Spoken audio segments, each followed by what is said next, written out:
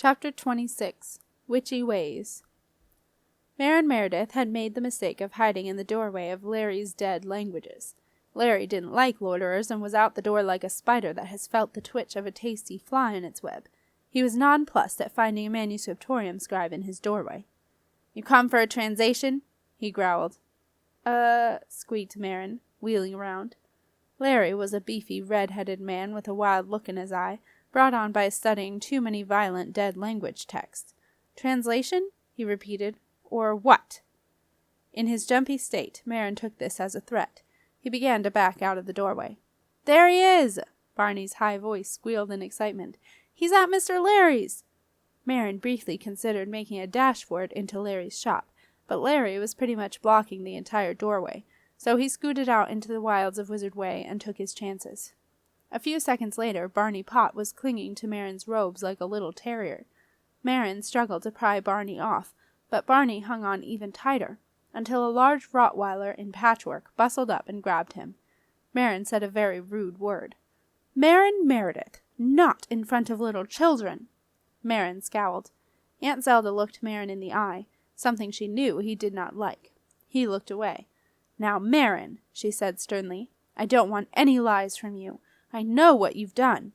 "I haven't done anything," muttered Maren, looking anywhere but at Aunt Zelda. "What are you fish faces staring at?" he yelled. "Go away!" This he addressed to a gathering group of onlookers, most of whom had followed Aunt Zelda down Wizard Way after her argument with Marsha. They took no notice whatsoever.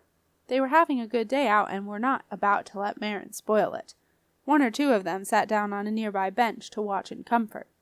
"Now listen to me, Maren Meredith." "Not my name," Maren muttered sullenly. "Of course it's your name." "Not—" "Well, whatever you call yourself. You listen to me. There are two things you are going to do before I let you go." Maren perked up. So the old witch was going to let him go, was she? His fear of being taken back to that smelly old island in the middle of the marshes, and being forced to eat cabbage sandwiches for the rest of his life began to subside. "What things?" he demanded sulkily. "First, you will apologize to Barney for what you did to him." "Didn't do anything to him." Maren looked at his feet. "Oh, do stop playing games, Maren. You know you did. You mugged him, for heaven's sake, and you took his, or rather my, safe charm." "Some safe charm," he muttered. "So you admit it. Now apologize." The crowd was growing larger, and all Maren wanted to do was to get out of there. "Sorry," he muttered. "Properly," Aunt Zelda demanded. "Huh?" "I suggest—" "Barney, I am very sorry that I did such a horrible thing, and I hope you will forgive me." Very reluctantly, Maren repeated Aunt Zelda's words. "That's all right, Maren," said Barney happily. "I forgive you." "So, can I go now?" asked Maren petulantly. "I said two things, Maren Meredith." Aunt Zelda turned to the onlookers. "If you'll excuse me, good people, I would like to have a confidential word with this young man. Perhaps you would allow us a few moments." The onlookers looked disappointed. Maren rallied. "Important manuscriptorium business," he told them. "Top secret and all that. Goodbye." Reluctantly, the onlookers drifted away. Aunt Zelda shook her head in exasperation. That boy had nerve. Before Maren could make a break for it, Aunt Zelda put a hefty boot on the hem of his trailing robes. "What?" demanded Maren. Aunt Zelda lowered her voice. "Now give me the bottle back." Maren looked at his boots once more. "Give it to me, Maren." Very reluctantly, Maren pulled the little gold bottle from his pocket and handed it over. Aunt Zelda inspected it and saw with dismay that the seal had been broken. "You opened it!" she said angrily. For once, Maren looked guilty. "I thought it was scent," he said, "but it was horrible. I could have died." "True," Aunt Zelda agreed, turning the empty and much lighter little gold bottle over and over in her hand. "Now, Maren, this is important, and I do not want any lies. Understand?" Sulkily, Maren nodded. "Did you tell the genie you were Septimus Heap?" "Yeah, course I did. That is my name." Aunt Zelda sighed. This was bad. "It is not your real name, Maren," she said patiently. "It is not the name your mother gave you." "It was the name I was called for 10 years, he said. "I've had it longer than he has." Despite her anger with him, Aunt Zelda had some sympathy for Maren. What he said was true. He had been called Septimus Heap for the first 10 years of his life. Aunt Zelda knew that Maren had had a rough time, but it didn't give him license to terrorize little children and steal from them. "That's enough of that, Maren," she said sternly. "Now, I want you to tell me what you said when the genie asked you, 'What do you will, O master?'" "Yeah, well, what?" Aunt Zelda tried not to imagine the kind of things that Maren might have asked the genie to do. "I told it to go away." Aunt Zelda felt a surge of relief.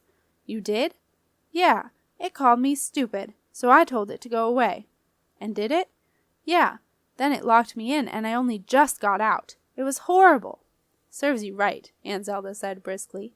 "Now, one last thing, and then you can go." "What now?" "What does the genie look like?" "Like a banana," Maren laughed. "Like a stupid, giant banana." With that, he pulled free of Aunt Zelda and raced toward the manuscriptorium. Aunt Zelda let him go. "Well, I think that narrows the field," she muttered. She took hold of Barney Potts' hand. "Barney," she said, "would you like to help me look for a stupid giant banana?" Barney grinned. "Oh, yes, please," he said. Back at the great arch, Marsha was as near to speechless as she ever got. "Simon Heap," she said icily, "get out of here at once, before I—" "Marsha, please, listen," said Simon. "This is important." Whether it was because of the shock of the unsealed ice tunnels and the lost key, or a kind of desperate determination in Simon's eyes, Marsha said, "Very well, tell me, and then get out of here." Simon hesitated. He desperately wanted to ask Marsha to give him back his tracker ball, Sleuth, so that he could send it after Lucy. But now that he was actually here, he knew that was an impossibility. If he wanted Marsha to listen to him, he had to forget Sleuth. "I heard something in the port that I think you should know about," he began. "Well?" Marsha tapped her foot impatiently. "There's something going on at the Cat Rock light." Marsha looked at Simon with sudden interest. "Cat Rock light?" "Yes. Come away from the arch," said Marsha. "Sound travels. We can walk down Wizard Way. You are leaving by the ferry at the south gate, I take it. You can tell me as we go." And so Simon found himself walking next to the extraordinary wizard in full view of anyone in the castle who might be passing, something that he had never dreamed would happen, ever. "You know the ghost of the vaults, Tertius Fume. I think he has something to do with it." Marsha was now extremely interested. "Go on," she said. "Well, you know I used to come to the manuscriptorium every week." Simon blushed and found a sudden interest in the configuration of the paving stones of Wizard Way. "Yes," said Marsha sharply. "I am indeed aware of that fact. Delivering bones, was it not?" "Yes, it was. I am truly, truly sorry for that. I don't know why I don't want your apologies. I take account of what people do, Simon, not what they say." "Yes, of course. Well, when I was there, Tertius Fume asked if I wanted to be his bondsman. He wanted someone to do the running for him, as he put it. I turned him down." "Beneath you, was it?" asked Marsha. Simon felt even more uncomfortable. Marsha was absolutely right. He had loftily informed Tertius Fume that he had far more important matters to attend to. Well, the thing is, a few weeks later I saw Tertius Fume down on the old manuscriptorium landing stage. He was talking to someone who looked to me like a pirate. You know, gold ring in his ear, parrot tattooed on his neck, that kind of thing. I thought then, old Tertius Fume, has found his bondsman. "Old Goatface is just fine by me," said Marsha.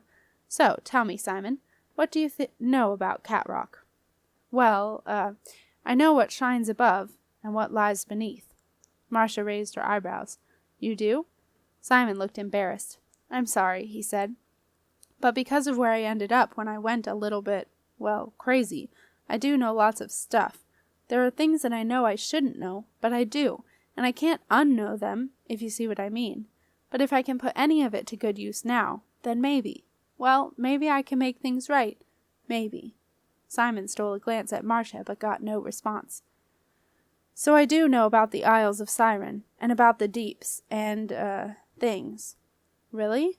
Marsha's tone was icy. "So why have you come to tell me? Why now?"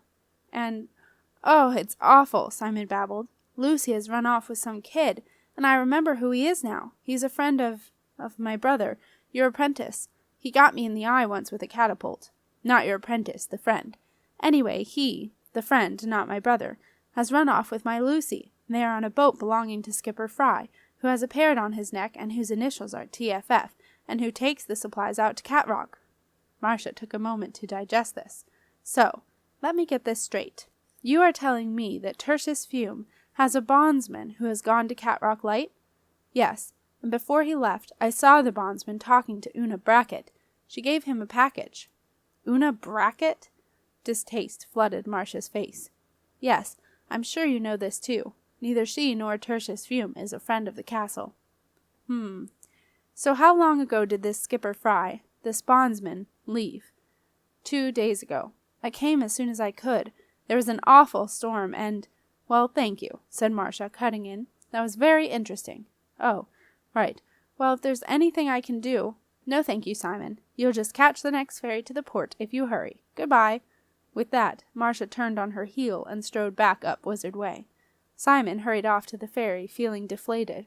He knew he shouldn't have expected anything, but he had hoped that, just possibly, Marsha might have involved him, asked his opinion, even allowed him to stay in the castle for the night, but she hadn't, and he didn't blame her. Marsha walked up Wizard Way lost in thought. Her visit to the manuscriptorium, combined with her surprise meeting with Simon Heap, had left her with a lot to think about.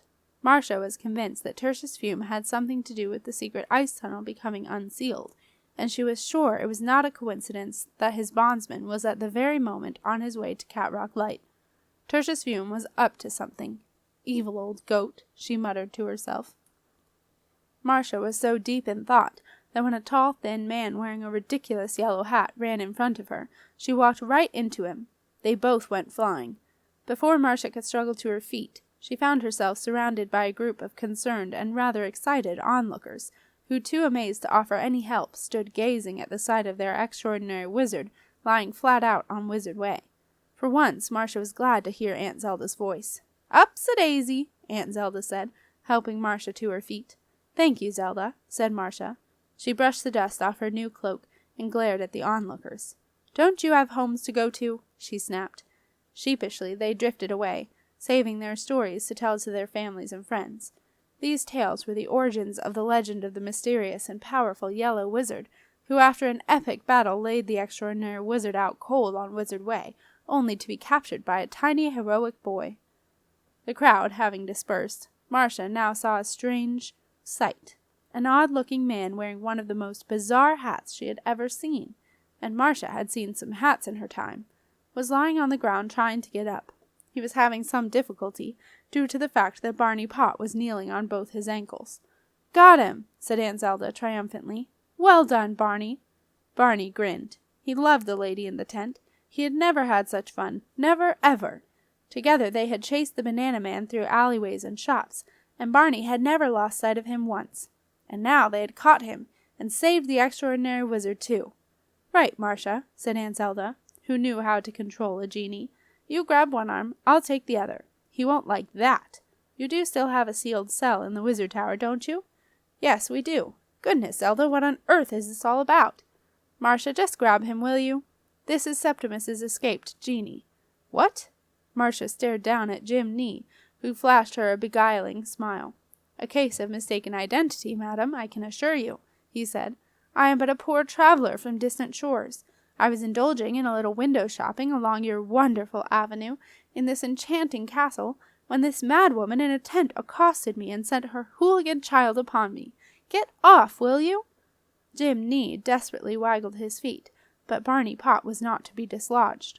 "Zelda, are you sure?" asked Marsha, looking down at Aunt Zelda, who now had Jim Nee in an armlock. "Of course I'm sure, Marsha, but if you want proof, you can have it." Aunt Zelda very deliberately took out Jim Nee's gold bottle and unstopped it. The genie went white. "No, no, have mercy. I pray you don't put me back in there," he wailed. In a moment Marsha was on the ground beside Aunt Zelda, and Septimus's genie was in what Marsha called protective custody. As Jim Nee was marched along Wizard Way, firmly sandwiched between Marsha and Aunt Zelda, with Barney Pott proudly leading the way, people stopped what they were doing and stared. The crowd of onlookers regrouped and followed them all the way to the great arch, but Marsha did not notice. She was too busy with her plan for the genie, and as plans went, Marsha knew it was a good one. She just needed to sell it to Aunt Zelda, who, as the awakener, needed to agree. As they passed into the cool shadows of the lapis lazuli-lined archway, Marsha said, "Zelda, Would you and Barney like to come up for tea in my rooms?" Aunt Zelda looked suspicious. "Why?" "It has been so long since we've had a proper chat, and I would like to go some way toward repaying your kind hospitality on the marshes a few years ago. Happy times." Aunt Zelda did not remember Marsha's stay with such a rosy hue. She was tempted to refuse, but felt she should ask Barney first. "Well, Barney, what do you say?" Barney nodded, his face shining with wonder. "Oh, yes, please," he said. "Thank you, Marsha," said Aunt Zelda, feeling sure she would regret it. "That is most kind." While Jim Nee languished in the Wizard Tower's sealed cell, Marsha sat Barney down with a miniature set of counterfeit and his favorite chocolate cake. Then she explained her plan to Aunt Zelda. Marsha had to be almost more polite than she could bear, but in the end it was worth it. She got what she wanted. But Marsha usually got what she wanted when she put her mind to it.